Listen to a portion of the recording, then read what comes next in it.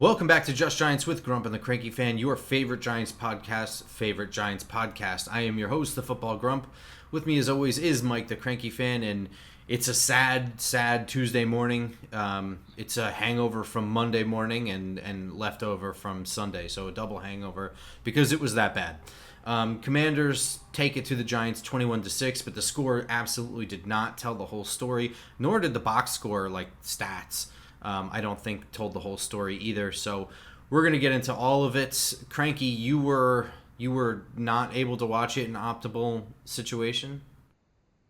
It probably was optimal. I wasn't able to watch it in optimal situations. It was just the first of many miserable doubleheader weekends for me. My Gators shit the bed against USF and almost a carbon copy game with the Giants. I was at a party with my 5-year-old cousins, which I actually had more fun playing with them than watching this disaster. But yeah, it just feels like Groundhog Day again. We're just doing this over and over again. Another year starting, and it wasn't like I had super high hopes for this game. I did pick them to beat Washington both in the summer and in our preview, but you know, when it hits you right in the face when you see the team look unprepared, play, with a lack of execution and crispness, and just leaving you with so many questions more than answers. It just puts you right back into that malaise again we had last year and the year before and the year before. So I'm here for you, Grump. Let's talk it through and see what we can. Well, let's break it down because the Giants certainly had opportunities to make this as we predicted score wise, Mhm. and that had a lot less to do with the Giants than it had to do with the Commanders. I'm sure Washington deserves their parade this week. You know what I mean? They beat a division rival. Game wasn't particularly close.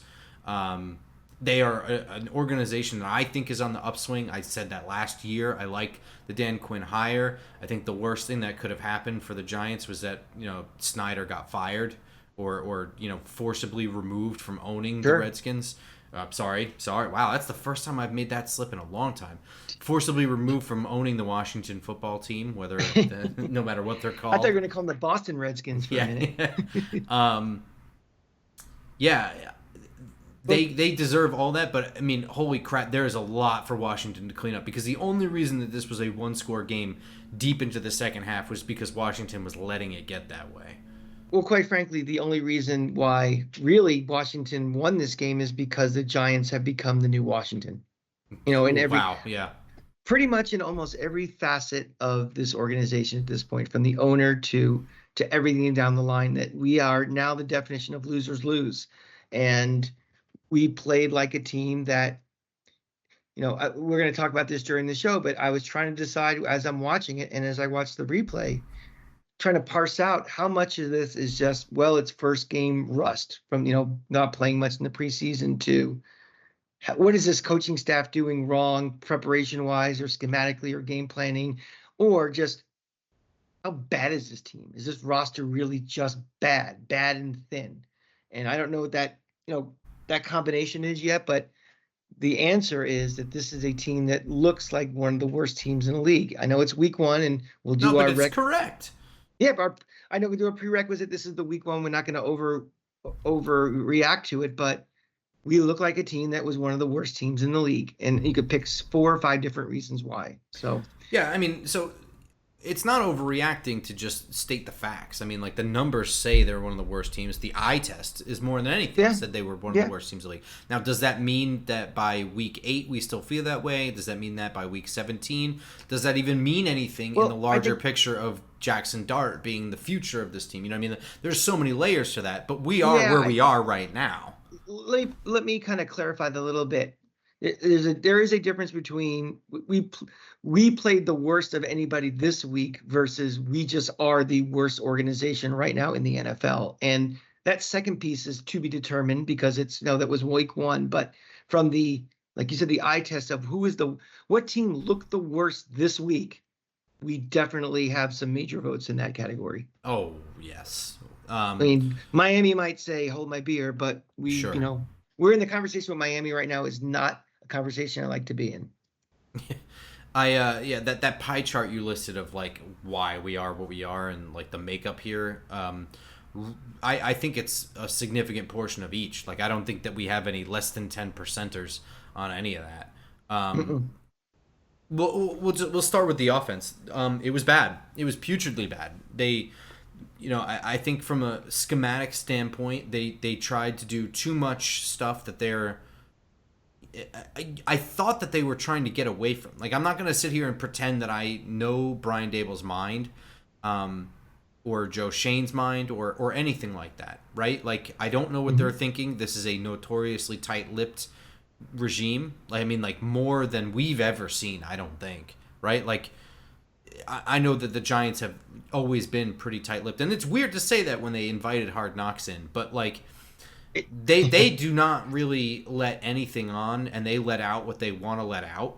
But it felt like they just were like, oh, we still can't throw downfield, and I don't know why that is. Like, there was the deep shots downfield came mostly late in the game, and they were mostly like just straight ahead go balls, and it was a little bit stinky of desperation at that time. It didn't feel like it was what they went into the game trying to do.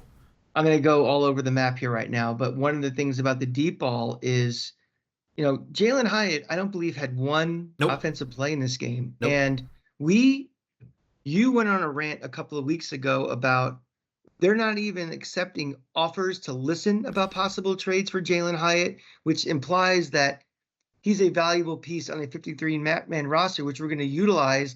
And then we get to week 1 and nowhere to be found.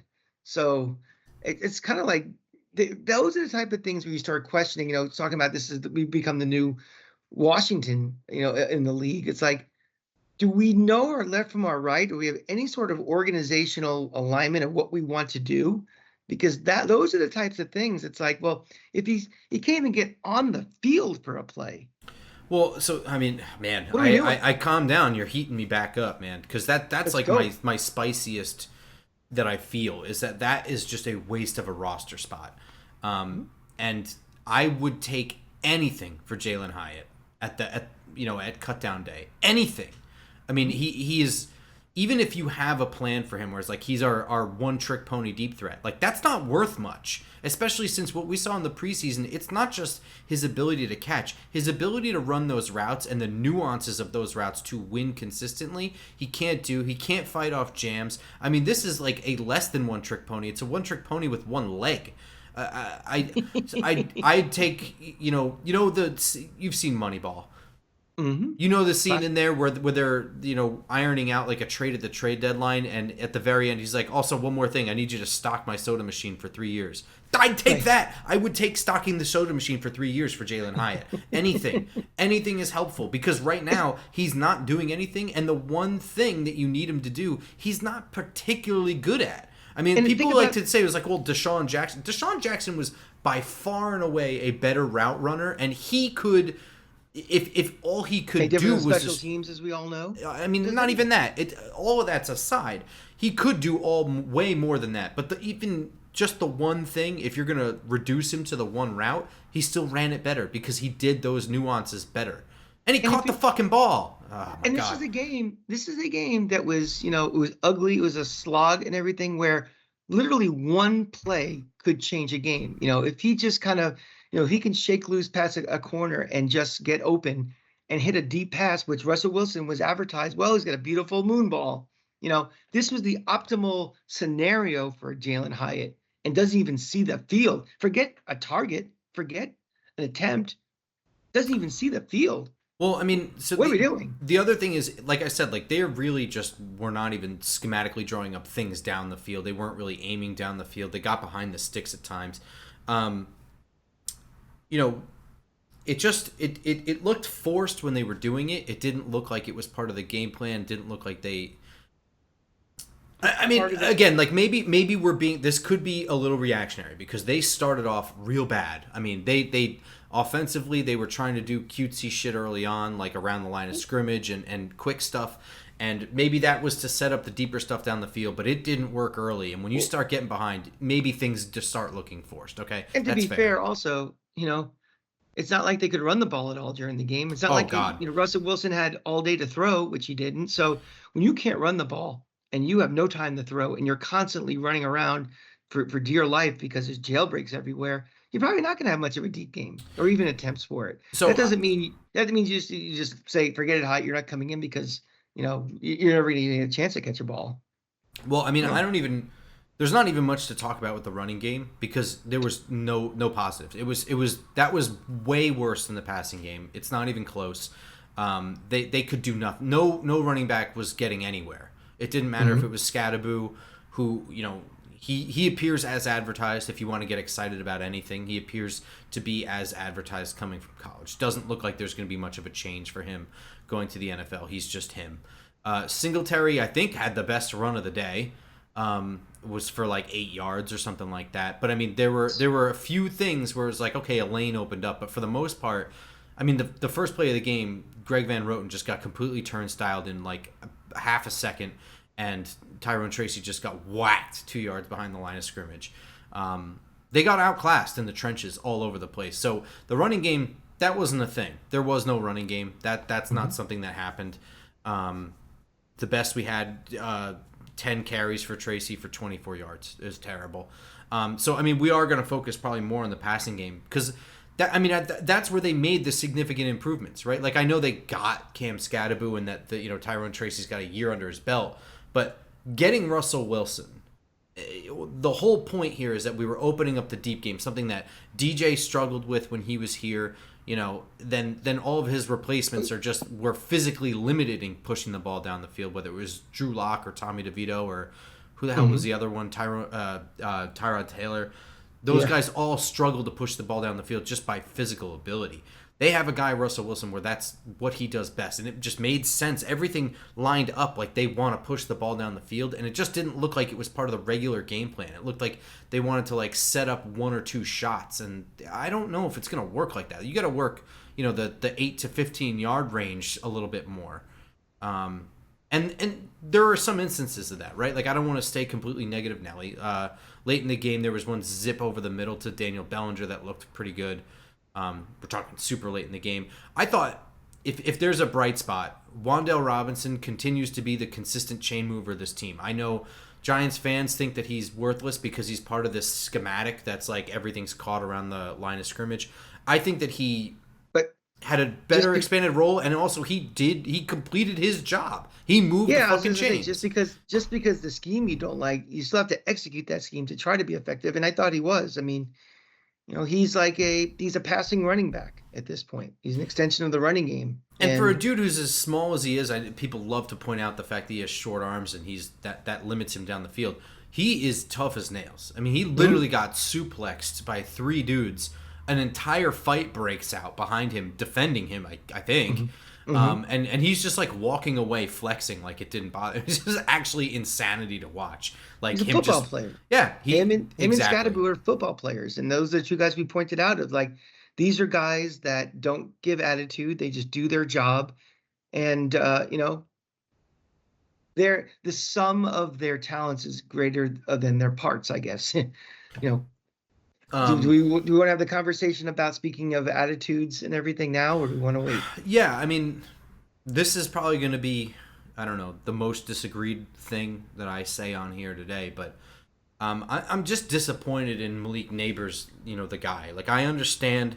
First of all, we'll just recap what happened. There's a kerfuffle on the sideline between him and Brian Dable. They're kind of yelling at each other, and I'm cool with all that. You know what I mean? That's that. And Brian Dable said this after. This is like, we're competitors. We're trying to win. We hate losing.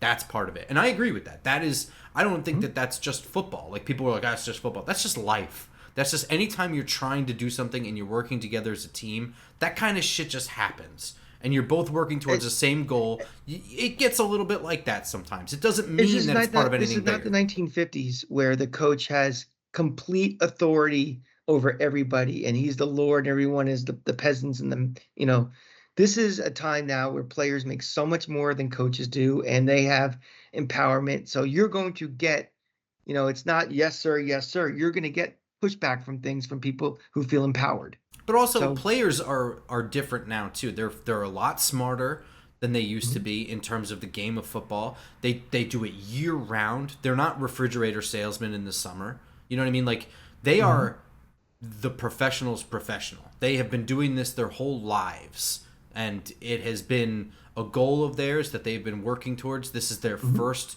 real job, and it's all they've trained for their whole lives. Like, they are not, again, it's just, the makeup is completely different. These guys are But for the and then most what part happens? geniuses on the field. But here's what happens: is now we've come to an era where these guys have been coddled since they've been, as soon as they realize when they're 10 years old that they're special, and they're surrounded by people that are yes men to them, and they develop these attitudes like whatever I say, whatever I want, I get, and no one tells them no. So it's Well, not easy. So when you get to a situation like this, when you get heated emotions and stuff, you think you're right and you don't care who you're talking to. I'm right, and what I say goes. so that, I mean, that therein lies where my frustration starts to build, because it's not about the exchange on the sideline. It's afterwards you see Dable trying to move past it, and I think that he absolutely understands what that is, and how to just keep working towards the same goal. Didn't really look like Malik Neighbors was super interested in that. And again, like, I'm all speculating from the outside, so I'm try not to take too much out of this, but this is just, how I feel. But just, throughout the game, there's a whole lot of hanging heads, whole lot of like deep breaths, sighs, towel over the head kind of attitude. I just want to remind, this is the first half of the first game of your second year. I mean, this is a very, very short time. So my thing is, I'm not sitting here saying, like, I'm not trying to chase this guy off the team. I understand the talent, whatever. He's a young guy. And young guys will, especially competitors, they will get like this. They can learn from it.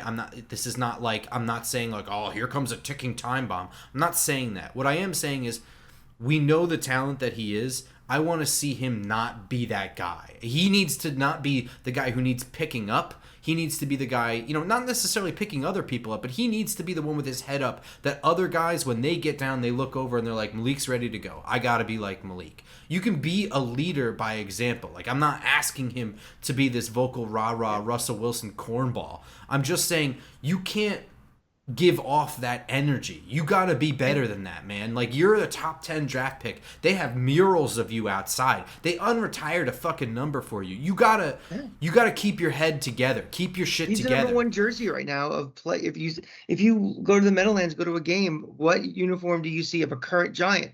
It's him. Yeah. I'm just saying, like, it happens. I get it. I'm not out on the guy or anything like that, but like, that's got to get cleaned up, and that's something that only he can do and only he can recognize. Like, I can say this, he can hear it from other people, but it's got to be him. He's got to know that, like, that's just, I just can't get like that. And if you're gonna get like that, like, come on, man, the first half of the first game of the year, like, that's the frustrating thing to me, is like, usually there's a reason. Receivers, we all know they're prima donnas. We all know, they're peacocks, and they're wired differently, but it's not like he wasn't getting any, touches or any attempts his way. I mean, he had 5 targets in the first half. It felt like they were kind of force feeding him a little bit again. So I don't understand. And it wasn't like, I'm wide open, you just missed, even if you missed throws or anything. So I'm not sure what actually I don't know. It could be anything, but I mean, my thing is the lingering thing after the initial thing. I actually have zero problem with. I don't care about that at all. It's everything that transpired after that frustrates me. Now, again, I'll reiterate this: in the locker room, he's had all the right answers. You know what I mean? Like, this isn't like an evolving thing where he's just got this shit. He's not Eric Flowers pushing people. Like, these are important notes to feed into the context here. I'm just saying that body language and shit, like, as who he is on this team, he's got to be better than that. Words are words. Words have always been words. You know my feelings on press conferences, interviews, all of that. Oh, but you can fuck that up, though, is what I'm saying. Yeah, right. So it's Kadarius Toney never took that shit seriously. Mm-hmm.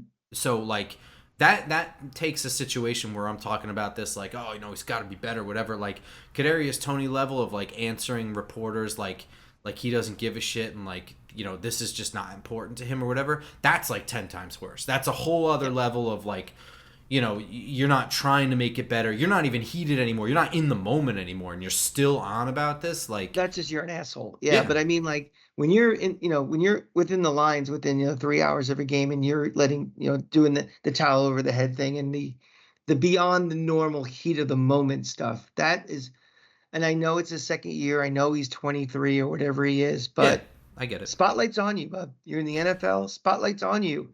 You play for the New York Giants in the biggest market in the country. Spotlight's on you. You are thought of as he's not thought of as a leader, but he's thought of as one of the faces of this franchise right now. And maybe at some point Jackson Dart will become that face. But right now, for a team that had 3 wins or whatever last year and doesn't look after just 1 week that they may not achieve much more, you're it.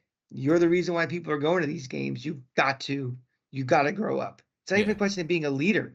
Yeah, Grow up first. I'm not asking him to be a guy he's not. I don't know who he is, but he doesn't seem like the outspoken guy in the huddle who's like leading the charge. Like, I get that. You don't have to be that, but have to do that. you can lead by example just by Be a moving up. professional. And you know what I mean? Like, even Eli Manning was just one of those guys. He admitted it too. He's like, I've never stomped anything out. I was never, whatever.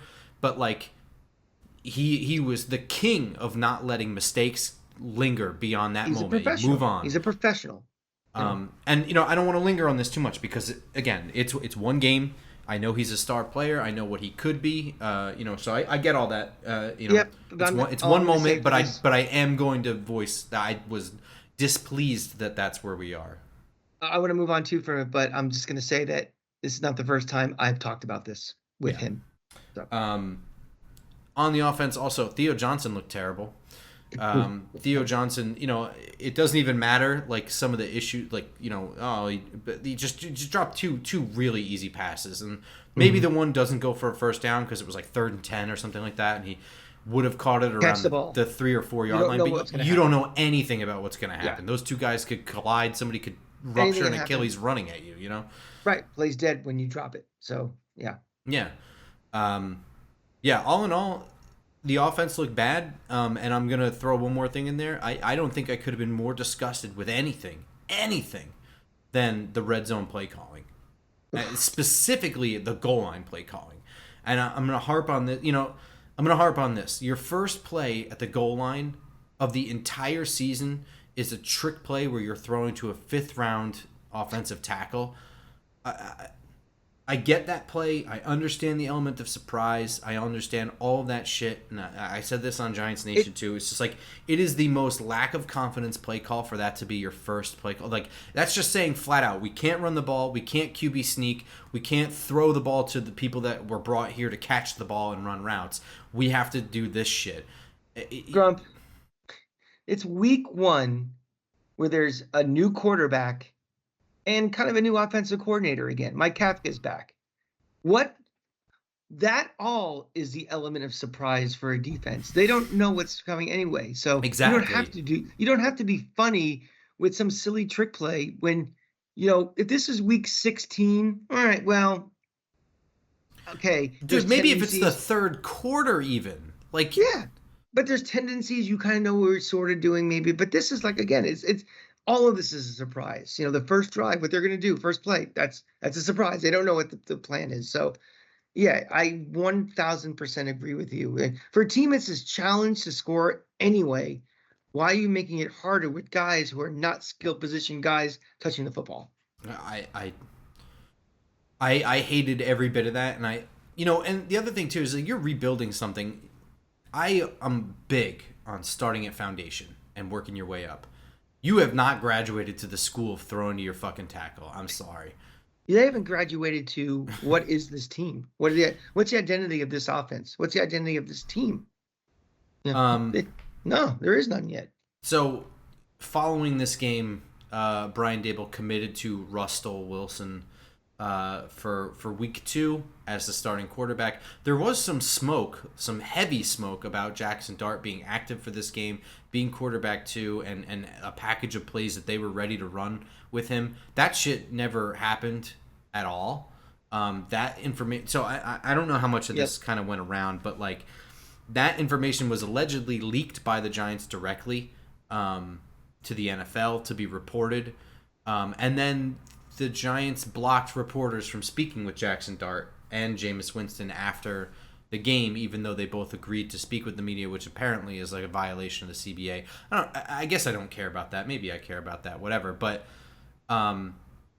so we have that. We have that. The Giants specifically wanted to get that out there, and they it's not like some reporter blew the lid open or that there's a leak in the building. The Giants did that, and now we have Brian Dable is absolutely committing to Russell Wilson as a starter next week. So, any thoughts on any of that? Oh, I got a lot of them. Go for it. So every one of those things in that sequence, from leaking, we have a package for Jackson Dart, to they're not talking, to Brian Dable not committing right after the game that he's the starting quarterback, to having to have a separate announcement the next day, means not only have we become the Washington of the NFL, we've also become the Jets.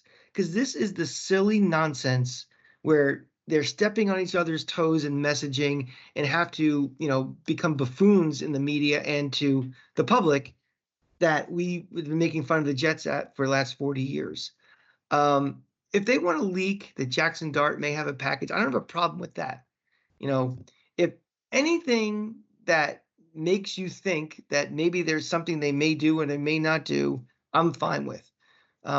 Was there really a package for Jackson Dart? Maybe. As a play caller, you have a big list of plays you want to do. They never got in a rhythm, so right. We don't run all the plays on your Waffle House menu. You pick what you think is the right play for that moment, and who knows? Who knows? It was just a smokescreen for thinking that there's something that's going to happen. I don't know. Grump, you and I talked about this offline yesterday, I think, saying we're not a big fan of, rotating quarterbacks in for specific things, and that's whatever. But I don't understand. We're talking about the overreaction thing. Russell Wilson was a part, but a very small part, of why this offense didn't go yesterday. And I mean, the fact that Dable didn't immediately say and shut it down in the post-game presser, he's our quarterback. You prevent all this extra noise. But the fact that he has committed to it actually makes me feel good right now, because any thoughts of Jackson Dart playing the way this offensive line is playing, the way we can't have a running game, the way that the pass rush was a jailbreak, the fact that we have no downfield passing game. I don't want Jackson Dart in the game right now. He's not going to increase your chance to win, and I just don't want David Carr flashbacks of a rookie quarterback going in and all of a sudden having to run for his life and getting ghosts and potentially damaging the future. We, the Giants, are not ready for him to play. It's not a question of Jackson Dart has skyrocketed up the depth chart and has exceeded expectations and he's ready. It's the team around him is not ready to play. So if that's the case, keep him on the bench. We have Russell Wilson and we have that doofus Winston on the bench also, that if we're going to take our lumps right now until this offensive line hopefully gels together as the season goes on and things get ironed out and play calling stabilizes, let them take the hits. They're not the future. They're the now. So I know people are freaking out about, we want to see Jackson Dart and, we bundle that whole messaging. The fact that he remains a starter to me is a little bit of a sigh of relief. Actually, a big sigh of relief. Agreed. And I always, when it comes to putting quarterbacks in too early, I always remember when I got my first car. It was my grandmother's car. She didn't take care of it. The brakes went out 3 months into it. And so I'll tell you something. Nothing more scary than going 40 miles an hour towards a red light and your brakes don't work. So it was a truly terrifying moment for a 17-year-old. I ended up hitting a telephone pole. Car was totaled. I got knocked out by the airbag. Whole thing. And I was like truly mentally rattled after that. And my older sister told me, borrow my car and drive to the mall and just, pick up your friends, drop them off, do whatever for the day and bring the car home, whatever. You need to keep driving or you're going to get permanently shell shocked. And I Mhm. always think of that because I did what she said. It never really affected me after that. I got out of the funk. So I don't know how true that is in the scenario of driving a car and getting into an accident. But I always think of that when I think of like David Carr and quarterbacks going in too early. They don't develop. It's like a mental disability. They never grow. Mhm. And I always think of that, and I don't want that to happen to Jackson Dart. Yeah. So right now it looks like if he goes in there, he's looking at a car wreck, and I don't need him to not be able to develop because of that. And This, it may sound cold, but also you set this infrastructure up for this scenario. There is no need on the team to rush, and I do believe that this regime does have, and I don't want to make this a regime conversation. It's week one. That's beyond the, but I do believe that if this season does not look like an abject disaster, they have leash into next year because of Jackson Dart. So there's Mhm. no need to rush this along. He plays when you feel he is ready, not for any other reason. So I agree. I'm glad that we didn't let this question linger into next week. We didn't let it linger into Friday. So It lingered too long, but they rectified it very agreed. quickly, and we move on. Yeah. Um, you ready to flip to defense? Yeah, please. Let's just bury that turd. Let's move on. Defense. Let's. This one was a little bit hot and cold. So I think that there was some stuff looked okay. For instance, Terry McLaurin, for instance, was not a massive problem for the Giants. This was not like a huge. I think that the Paulson Adebo addition is an upgrade. I don't know that it's like moving from a C plus to an A plus. But it's a significant upgrade where a number one wide receiver could not just like absolutely torture and abuse us. Especially when you upgraded your pass rush so significantly that you don't need that A plus guy back there too. So True, it's a good combination of resources that they got. that's my other positive here. I think that this pass rush actually looked pretty damn good. This is just a horrible matchup for you to look pretty damn good if this is your only sample size, right? So again, we'll see. I don't want to overreact here, but they were getting after it, and I know that they had a rookie playing Josh Connerly, but Abdul Carter forced a hold from Laramie Tunsil. I mean, I'm impressed with Mhm. that. In his first game, he juked him out bad and still got home. You know what I mean? He drew the hold and he got half a sack with Kayvon Thibodeau on that play. So all three guys kind of had their moment at the edge position, getting to the quarterback. Kayvon, Brian Burns, and Abdul Carter. Brian Burns had 2 sacks. One of them was a busted screen that was busted not just by Abdul Carter, who jumped in front of the lane, but also Drew Phillips, I think, and Mhm. Cordell Flott absolutely read it beautifully. So Jaden Daniels had absolutely nowhere to go because it was all free rushers in his face. When that screen wasn't there, Brian Burns just pretty much hugged him, and that was the end of the play. So I think that this pass rush may actually be for real. We'll see some better matchups later on in the year with some less mobile quarterbacks, some guys that are Yeah, not we have nearly as fast. You know what I mean? we got Dak and then we have Mahomes. So it's again, I know the article is going to be written in 2 weeks about the disappointment of the pass rush, but again, those are bad. Those are bad matchups also, and you can't just go straight, pin your ears back, and get guys like that because they'll make you look foolish. Yeah, I But mean, I don't want to get too much into Dallas because again, it's week one, so it's hard to like. I don't want yeah, to overreact to anything around the league, but Dak as a passer is smart enough to get rid of the ball. So they may not hmm get the sack numbers, but I don't think he's certainly not as elusive as Jaden Daniels, but I don't think he's as elusive as he used to be. He's a stronger built guy, so he's tougher to bring down. hmm But again, like his more mobile days are a little bit behind him, and I think that we might get depending on the O line situation and whatever like. As a quarterback goes, like I'm not nearly as afraid as Dak Prescott. I Again, but he's I'd not feel Jared better. Goff. You know what I mean? I'd feel better about getting Derek Prescott if we can actually stop the run at all, and I Hmm. think that's going to segue into Well, I what mean was that my that big fear was going into this game, yeah. which I mean that was the worst part of this, and it wasn't even where I thought it was going to be with the Debo Samuel jet sweeps and like all that shit, and the motion and stuff and all the smoke and mirrors that comes with Cliff Kingsbury. Um, Certainly keeps guys anchored away from the middle, but in general, they couldn't stop the run up the middle. And every time I mean, they had plenty of yards before contact, but it's not even that. Like once contact was made, there was an additional 3 yards on every single play. I mean, you hit the guy with a 1 yard gain, but he still falls forward for 2.5 more yards. You're looking at a 3.5 yard gain. It was every single play. It really. I don't like to look at the preseason as any sort of like actual direct indicator for anything, but it looked like the second preseason game against the Jets, except all game. And if they can't get off the field because they can't, if they're behind the sticks, if it's 2nd and 2, 2nd and 3 all the time, and they're getting first downs, and they're bad enough as it is stopping the run, but these time possessions are going to get outrageous. They're going to wear down and be even worse. So it's very, very scary harbinger of the rest of the season. The Commanders ran for 220 total yards. Jaworski Merritt. Jacory Korsky Merritt. Don't edit that out, please. Keep No, it's fine. Bill. He goes by Bill. 82 yards and a touchdown. Jaden Daniels for an additional 68 yards between design runs and scrambles. That one I don't think you can really prepare too much for. You just have what you have or not. But even old man Eckler with 26 yards, McNichols for 25 yards, and Deebo Samuel had 19. They couldn't stop anybody no matter who it was back there. It was just, they had nothing. They had nothing anywhere.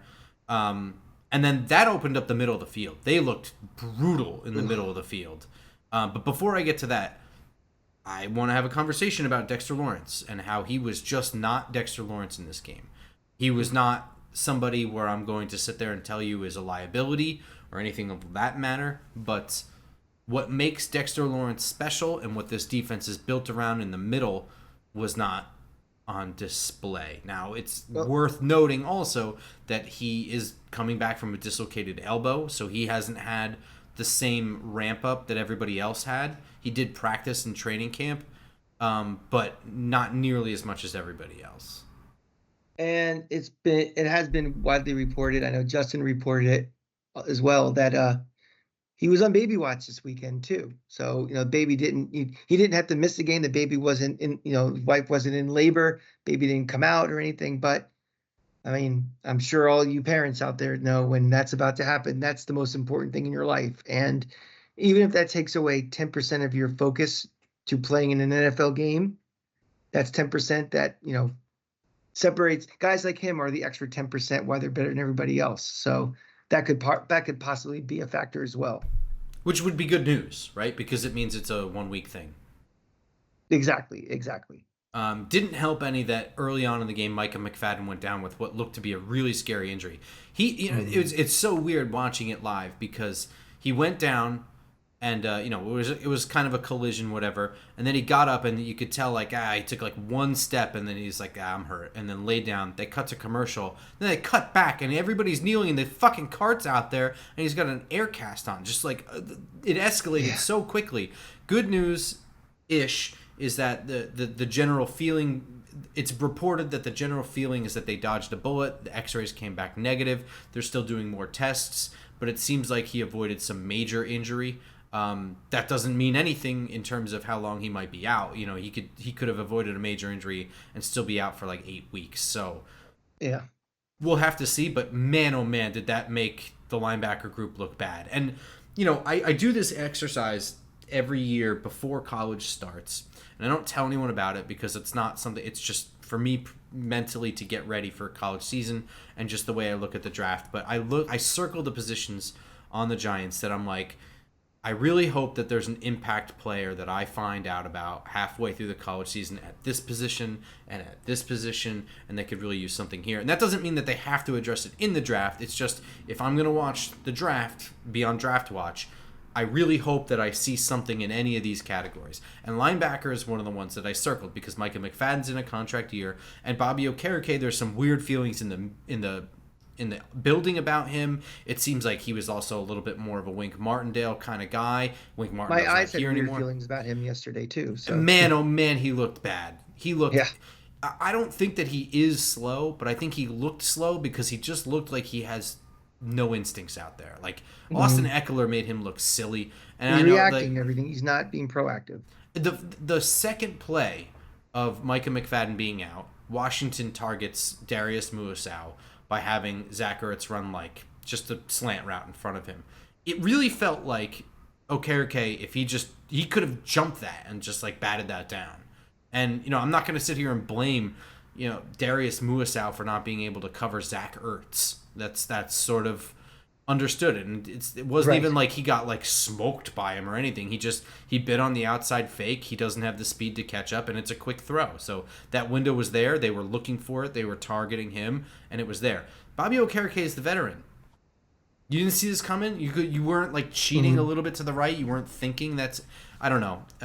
Maybe I'm being too hard on him, but that is a position that I really think needs to be upgraded, and it's going to be a fucking problem all year. Well, I don't think you're being too hard on him because we had, criticism and complaints about him last year too. Mhm. That there was a noticeable drop off from the year before. So I think it's fair to kind of monitor this. That he's thought of as one of the captains back there, or one of the leaders back there. But the fact is, his play has significantly dropped off, and that's very concerning because that whole center of the field, that just seems like it's no man's land for our defense right now. And we've upgraded the secondary, we've upgraded the pass rush, but there's a huge hole right now where, and for traditionally, we can't defend like tight ends over the middle anyway, and it's a big blinking light. Come on in. It was wide open all day, and if you're look, I'm going to sit here and I'm going to say I think the defense looked better than the offense in a lot of regards. I actually do think this pass rush is going to be something that's good. I don't think the run defense is ever going to be good this year, but I think that this is one of the worst matchups for them. Losing Micah McFadden is going to exploit what was already going to be a problem for this game. But if you're looking at this and you're like, but Grump, it was a one-score game in the fourth quarter. Okay, I'm glad you brought that up because I wrote down every single moment that Washington really just dropped the ball because they played sloppy in this game. Washington Literally and figuratively dropped the ball. Yeah, Washington played sloppy. Are you ready? Near interception, false start. Zach Ertz drop. Washington holding on the punt return. Second drive was clean, but then you have a suplex penalty. Hands to the face on 4th and goal. High throw to Debo over the middle and missed him. McLaurin wide open overthrow. Wide open. Offense offsides. Offsides on 3rd down. Allows 3rd and 1 for QB sneak. Jalen Lane dropped a pass that was a little bit behind him. Sack missed on an open receiver. Intentional grounding to close the half. Missed an open TD. Debo Samuel was completely uncovered on the other side of the field. Completely all alone in the end zone. Jaden Daniels didn't even look his way because it's not where it was designed. Whatever. That's only the first half. Holding on Daniels scramble. Poor throw to Zach Ertz drop. Bad screen throw to Bill drop. Defensive holding. Wilson rollout shot to Neighbors. Holding Josh Connor Leon Burns. Missed throw too far in front of Debo Samuel. False start. Roughing the passer on 4th down interception from Russell Wilson. That is an insane. They had 12 penalties for 90 yards. 90 yards in penalties. And the Giants had no touchdowns. 2 field goals in that game. It was bad. This was every bit of the 40-0 that we watched, except the 40-0 game happened against a team that everyone knew was really, really good. Washington, they're good. They were NFC Championship game last year. They're paper good. You have a sophomore quarterback. Yeah. You also had that game in the rain. You also had Andrew Thomas hurt on the first drive. I mean, this was 40-0. I'm sorry. Like, again, it's week 1. I'm not saying it's indicative of everything, but it doesn't feel any better, the fact that it was 21. I mean, that's a lie. This thing. It's not, doesn't mean everything, but it's everything of this thing. And this thing felt like a 40-0. It felt like we were only down by whatever, but there was no chance of us coming back. Do you ever feel, okay, we can get back into this and win this game? Early on, when the initial drive to, where they got their first field goal, I was like, okay, all right, I get it now. Here comes the rhythm. They're a little bit of a rhythm here. It doesn't look good, but they're in a little bit of a rhythm here. And when it doesn't look good and you're in a little bit of a rhythm, you just like, if they can sustain that rhythm, it will start to look better. You'll wear the defense. They'll be, second guessing too much. Something. It'll ease up over time. But that never sustained. They never punched it in, A, on 7 fucking tries. And B, they never sustained that rhythm. They came out of the second half and I think they 4 and outed. They had 1 pass to Malik Neighbors for 10 yards to open it up, and then 3 straight plays, nothing. There was a second drive somewhere in the second half that and I have all the drives written down here. I could probably look it up, but there was another drive in the second half where I was like, all right, if they can sustain this rhythm, and they didn't. So it felt like a fluky play might get them to win the game. An interception return for a touchdown. I mean, obviously, right, a special teams play, and they almost had it too. With the Abdul Carter partially blocking the punt. That could have been a game-changing play. Cordell Flott early in the game, jumping the route on, I think it was Deebo Samuel. He could have had a pick there. I mean, I'm not blaming him. I'm just saying there were moments there that they could have capitalized on that just didn't go their way. And that seemed to be the only way that they were going to score points or be in this game. They weren't going to do it organically. Yeah. Be in a mucky game and hope something works out, but it just didn't work out. No, yeah. So I mean, yes, it was cleaner than 40-0. They were technically more in it, and maybe a play like that gets some juice where like it'll manufacture some rhythm or something like that. But it didn't happen. And like I said, Washington was basically handing this game away from the coin toss. Not to go overreaction, but is there any? Do you feel anything take away from this game that's like a long-term concern with this, or is this like, okay, that was week one, I'm still gathering information? Because I feel so deadened from the last few years. I'm just right now all right, I'm still gathering information. What is this team really? I'm not distraught we lost it, like, oh my God, I had these high hopes or anything, but it's just like, all right, what are we really? Is it really this bad, or is this? Where are you, headspace? Not good. Again, yeah, of course, obviously. I'm trying to answer your question. I don't know because I keep flip-flopping it around. But the fact of the matter is, when you look around the league, it's hard to find another team that looked this out of sorts. And unfortunately, this is where I am the last couple of years in week one, is looking around the league and be like, was there anyone more out of sorts than us? And it's a really difficult question to answer. So I guess mentally I'm at, here we go again with the same with everybody else, but still with that caveat of it's week one, this, that, and the other thing. So, and of course, like, this all comes with the caveat, like, and I said this too, like, the amount of wins don't matter. I can deal with a loss.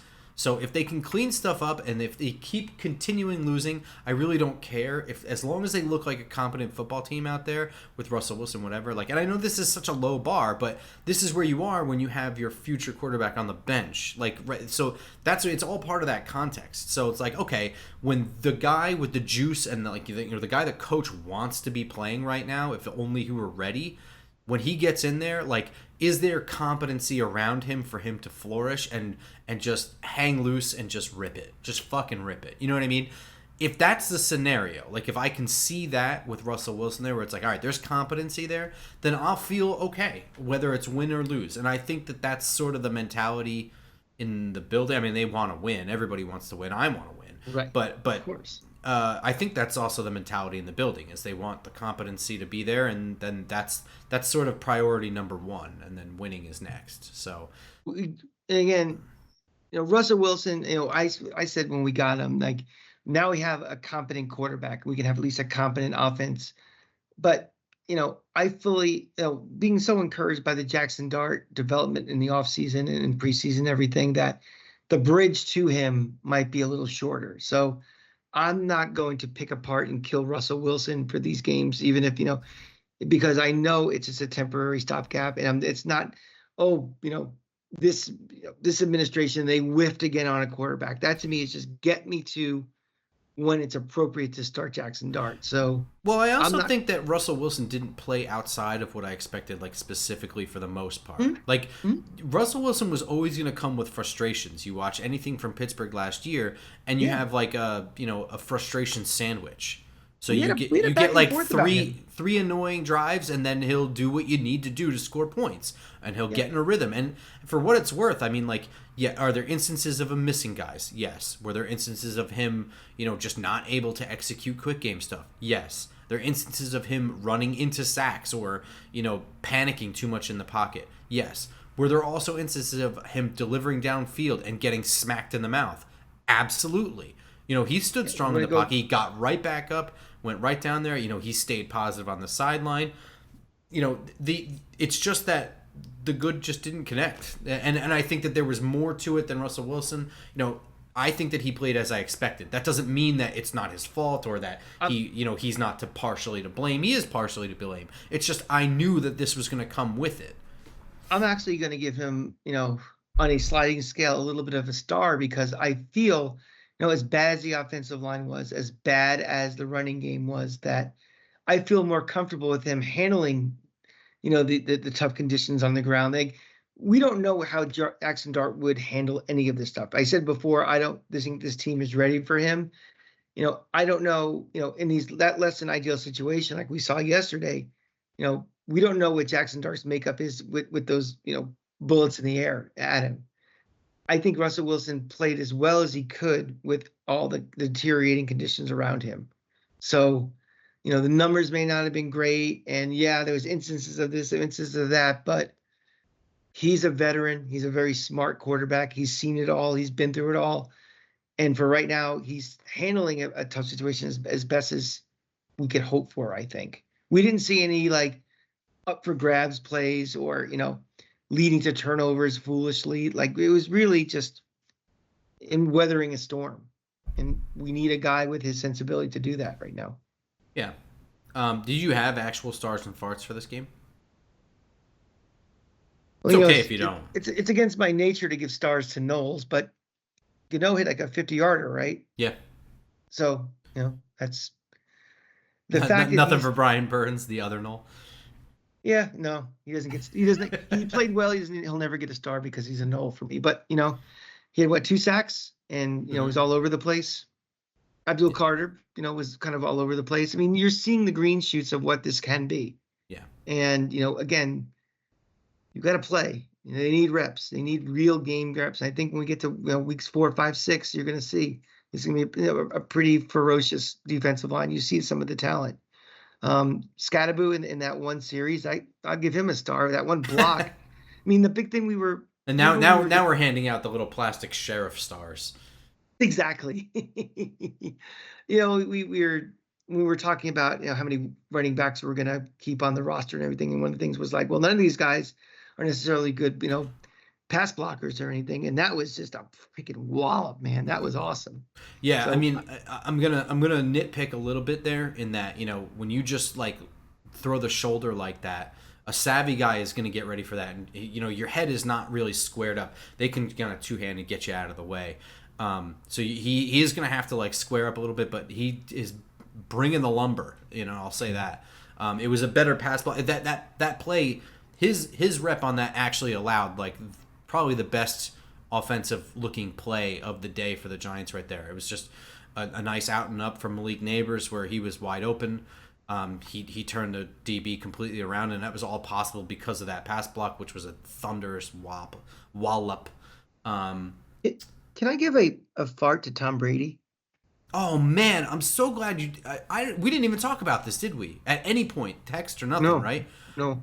So I know you're not a fan of Kevin Burkhardt. I think Kevin Burkhardt's okay. Tom Brady brings out the worst in him, and that fucking chunky, borderless scoreboard that Fox is doing this week, that sucks too. Yeah, man. I know. I feel like I rail on broadcast more than other people. I do too. To the point of just being pedantic, but yeah, Tom Brady is boring. He talks about himself as a player like just about anytime he can. Just not very good. What's your take on it? I don't know what he is. He's not the guy who, he's not the chalkboard guy who's going to kind of break down plays like a Collinsworth. He's not, he's not an Aikman who's kind of like a, I like Buck and Aikman. I'll admit it. He's just he just makes these weird noises. Like, I mean, he's just like, I get that he's. This is such a silly little nitpick, but it's just like as the guy who is transitioning from football where you prepare every moment of every day for the big game or whatever, you do the same thing. You know what game you're broadcasting, right? Like you have a whole week to prepare on like the rosters or whatever. You like refer to Malik Neighbors as a rookie. Like, come on, man. Like, Yeah. I mean, again, it's such a small nitpick, but like, I don't know. I expect him to be like the super prepared guy. He's certainly better, you know, and I think he's going to keep getting better as he gets his reps, just getting more comfortable, whatever. But he Burkhardt, just, yeah. Burkhardt, I'm warming up a little bit too. He's kind of this weird thing that when he gets excited, it's like he's screaming but not very loud. So he's I got, think that's what he has the voice, in my opinion. Kevin Burkhardt has the voice for, you know, the announcer. He knows how to tempo it up and down, but I think his banter is corny, and I think his banter with Greg Olson was more natural. I think those guys were yep, kind of broy, and I think yeah. that worked. They played off of each other pretty well. Tom Brady and him, it feels really forced. The jokes are like, ugh, like just Yeah. so groan worthy. Like, Hey, uh, Thursday is joke practice. Let's work on these before we get to Sunday. yeah, That's kind of what it feels like. seriously, yeah, it's rough. And Brady feels stiff still. Like he's just not comfortable up there yet. You know, He whatever. doesn't really doesn't it doesn't add any value. He doesn't make it sound like it's a big game. Everybody can criticize Buck and Aikman all you want. When this game right now, it's on. We're in the fourth quarter of this game. It sounds like a big game because they're doing it, and you can't practice that. It just sort of is. Speaking of other games, just want to wrap up Yeah. our thing here. Did you catch Old Man Indianapolis Jones? I'm pulling for him. I think he was a good soldier for us. We've already talked a million times about it. He was dealt a horrible hand here. He didn't, he didn't leave us to go somewhere else. We chose to move on from him, and he left very gracefully. He's not one who talks shit about us like some fuckers down in Philly. So I'm glad, even if it's just for one game where he really had his day in the sun. I'm glad for him. Um, One thing I thought was pretty curious, though, one of those sideline reporters, and the name, help me out, Grump. Who did I tell you said it? I don't know. I'll look it up, but you can while I'm I'm looking gonna it up. I'm gonna paraphrase. They were talking about Daniel Jones, and they said, coming to Indianapolis has been a revelation for him because I really learned here how to prepare for a game, how to prepare for a season, how to be prepared.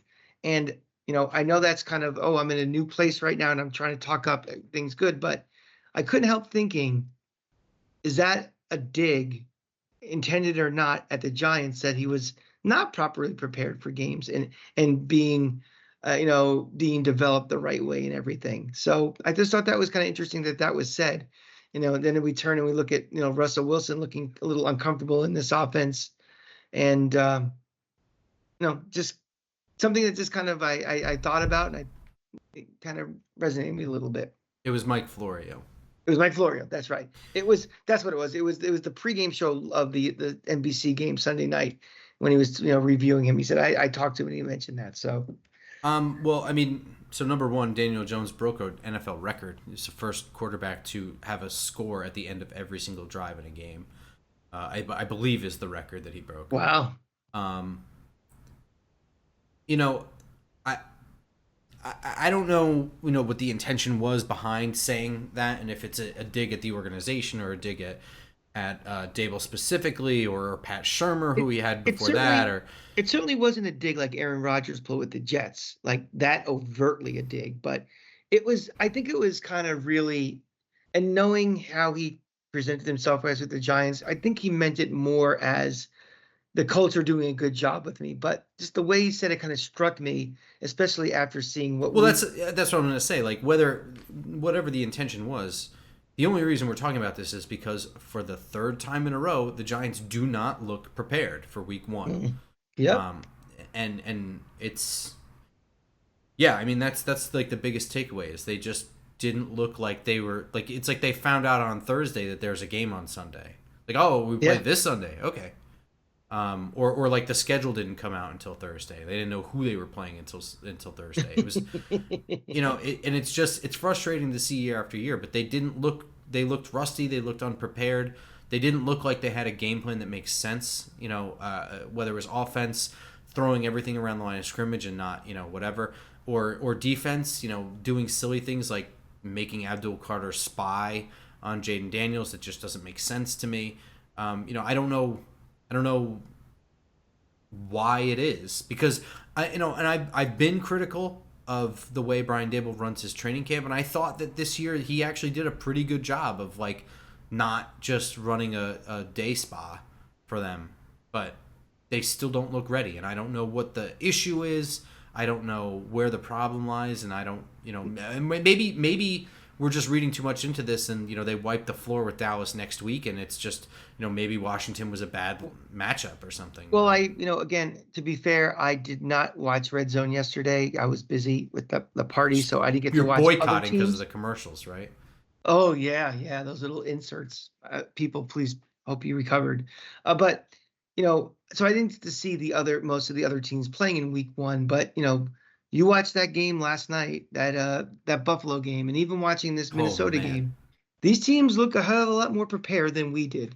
I know yeah. they have better talent levels, but just you're not seeing the onslaught of penalties and just Well, I'll say this: the rustiness. Giants were not super penalized in this game. They were not that level of unprepared. I would say like they looked less sloppy than Washington did. Like I listed everything Washington did. They just like the Right. bonehead. They just looked worse. They just didn't look like they were ready to play football. Yeah. Which I get it. Yeah. um uh Red Zone. Oof. I don't care. I don't watch Red Zone. Never did. Don't really care Oh, about they're it. talking about our red zone offense. I thought you were talking about which. That's why I Nope. went oof. No. Just talking about NFL Red Zone. This is Yes. a quick hitter 2-minute thing for me, and Sure. then we can wrap. I don't watch Red Zone, so I have no beef in this. I truly don't give a shit. I didn't know that. I didn't even know that it was commercial free for like 7 years, or whatever. However, 7 hours. It's always been commercial free. I have no problem with people voicing their bitching. And here's why. Number one, okay, so it's a one total minute of, or whatever it is, 2 minutes out of 7 hours. That's how it starts. We know that. It's 2 minutes Mhm. now. It'll be 5 minutes later, and then it'll be 10 minutes, and then it's going to be like watching an NFL game now, which is painful. That they cannot wait to throw an ad in there. Oh, a 10-second timeout while someone's on the ground. Quick, let's half and half it and put an Aflac thing Oh on there. yeah, that's the new thing now. Yeah. And for what it's worth, what sealed the deal for me was how many corporate shills came out the next day to defend, like, oh, you guys are overreacting. Like, first of all, this is just the free market talking. You know what I mean? Like, there is no other alternative. So the only way people can bitch about things is to just bitch about it. But I'll say this to people who do watch Red Zone: if you really feel strongly about it, then fucking boycott it. I can't boycott it because A, I don't care, and B, I never watched. So my input means nothing. But speak with your dollar. Don't just go on social media and bitch about it, but speak with your dollar. Let them know that it actually means something to you. Because I applaud you for speaking up. I think you're cutting off your nose to spite your face. To be honest, if that really upsets you, Well, that I mean, there's here's the thing: who owns it?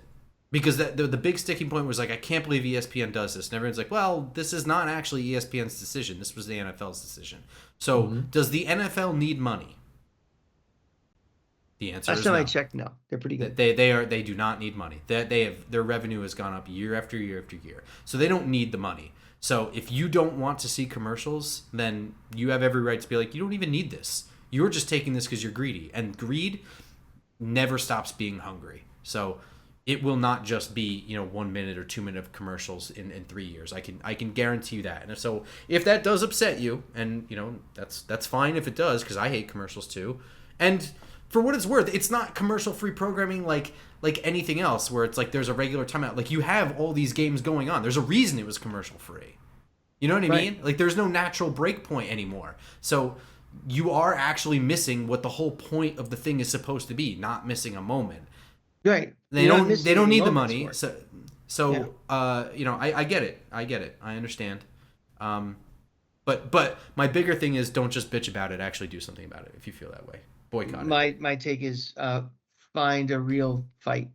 I think there's bigger things in the world than having 4 minutes of commercials over 7 hours. If that's what chaps your ass, I think you should go find a good cause and fight that cause. That's me. I mean, I don't know. Like I said, I didn't watch it. I don't watch it. I won't watch it. I But mean, I remember also, I can't. I'll say this: I can't stand the NFL broadcast as it is now.